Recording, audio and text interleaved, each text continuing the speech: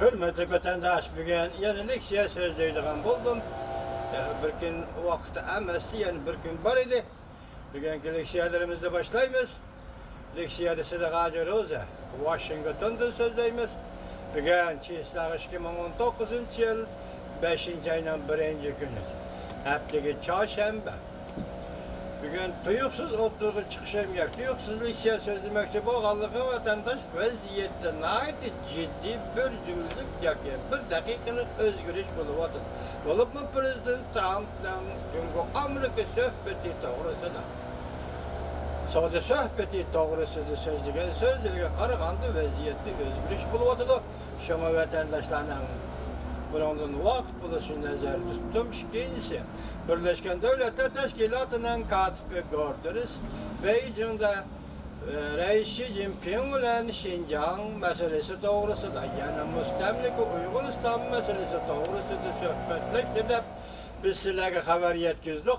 Kiyen o adam şu pişkirdi ottara koymadı dep kişilik hukuk teşkilatları mesela gözetkisi halkara kişilik hukuk teşkilatı ciddi haber ilan kılıp gösterken idi ki karısa ya ondaga mesken gördünüz. Naytı obdan söz işittik.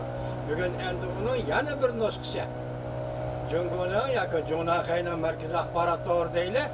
Dovi doğru bitirdi, bu doğruda haber ilan kılındı. Bu meselesiyle yetkizmek için vatandaşlar. Endiki mavzu, birinci mavzu bunda. Amerika Cungo sohbeti harpısı da. Prezident Trump karta, bizden kolumuzda kilişem imzalımısak, bu tekimi yakşı dep görsetti. Mavzulu haber 4. ayın 29. günü Dovi doğru bitirdi ilan kılındı haber. Bunda başladı.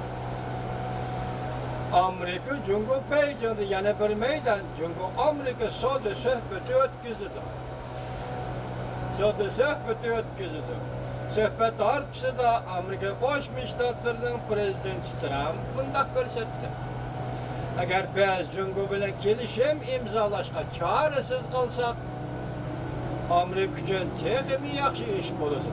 Çünkü oynaydıgan kart da bizden, kolumuzda. Amerika Koşmuş Ştatlarının Prezidenti Trump 4. ayın 28. günü Wisconsin ştatıda bir katımlık siyasi yığılışta bunda görsetti. Mine sizlerge aytip berdiğim şu ki, eğer biz Cumhur bilen kelişim imzalayalmasak biz üçün tekimi yakşı. Prezident Trump yani bunda görsetti. Bizden kolumuzda hem kartı var. Unutup kalmanlar. Biz hem adam çalışıdığın konservatçı, hem adam bizdenkini uğurlavatıdı, bizdenkini bulavatıdı, bizdenkini talavatıdı. Kişiler payda alsa biz saklap verdiğin konservatçı bulup kaldık. Yani Amerika demektir. Haberlerge asaslanğanda Amerika Cumhur İşki Devlet Vekilleri 4. ayının 30. günü Beijing'de yana bir meydan soda sohbeti ötküzüdü. Kilişem imzalap bir yıl devamlaşkan soda uğraşını ahırlaştırdı. Amerika'nın soda vekili Robert Lighthizer, Maliye Ministeri Steven Mnuchin 4. ayının 30. günü Beijing'de yana bir meydan sohbeti ötküzüdü.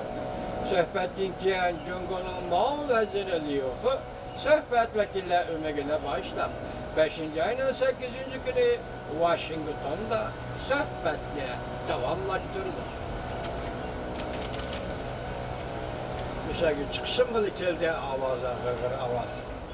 Maliye Ministeri Mnuchin 28. günü Pakiz haberlerinin ziyaretini kabul kılgandımında kaşkarıldı. Cumhur Amerika İşki Devlet icra kılış, nazaret kılış bankisisi kanun maddeleri doğru söyleyip barıdığın sohbetimiz tamamlandı. Biz yine bir kanç kıtım sohbet ötközgenden keyin soda kelişimi imzalaymiz. Mnuchin bunun burun New York vakt gazetiga sohbet en ahirki yuguraş yoluga kirdi deb ko'rsatgan. Yana bir tarafdan Bloomberg agentliği 28. günü Amerikalık bir nefer amaldorning so'zlaridan naql keltirib, bunda xabar qildi. qiliq masalalar hal qilinmadi. O amaldor yana mundaq dedi. Bir ikki davlat kelishim imzolashni o'ylasam-u, agar suhbatning jarayoni kishini rozi qilg'idak bo'lmasa, Prezident Trumpning suhbat pishtidan turibla ketishi bu turg'anli gap. Ve Prezident Trump 4-ayning 4-kuni Oqsaroyda Jungoning Mao vaziri Li Ho bilan ko'rishganda qiyos qilib, mundaq degan: Amerika Jungo 4 hafta ichida kelishib imzolaydi. Yani 4 haftadan keyin ikki davlat namoyanda xarakterlik savdo kelishimi imzolaydi deb ko'rsatdi. Amerika Wall ko'chisi 4-ayning gazeti 4-ayning 17-kuni xabar qilib, bundaq ko'rsatdi. Ahvoldan xabardor kishilarning deyishicha, Amerika Jungo yana bir maydon savdo suhbatining vaqtini belgilab bo'ldi. İki davlat 5-ayning oxiri yoki 6-ayning boshlarida kelishim imzolayishni umid qiladi deb ko'rsatgan. Angliya pul muomala gazeti xabar qilib, bundaq ko'rsatdi. İki davlatning yuqori darajali amaldorlari suhbatga kelayotgan to'sqinliklarni tugatdi. Lekin ikki taraf kelishimni qanday amaliylashtirish va qanday ijro qilish to'g'risida suhbatlashib o'tirdi deb ko'rsatdi.